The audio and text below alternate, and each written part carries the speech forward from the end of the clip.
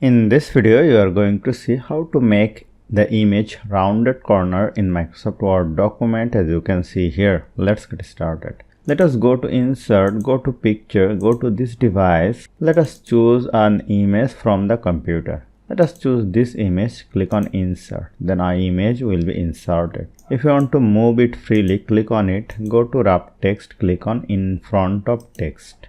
Now you can move it freely. Now click on the image, go to crop, go to aspect ratio, you can make it square, click on over here. Then you can adjust it like this. Now click on outside, but the corner is not in rounded shape. Now again click on the image, go to crop to shape and choose this option, rectangle rounded corners. Now click on outside, then the corner will be rounded. You can increase or decrease its size, and this is looking beautiful. So hope you found this video helpful. If you like this video, please share this video with your friends and family, and don't forget to subscribe. Thank you.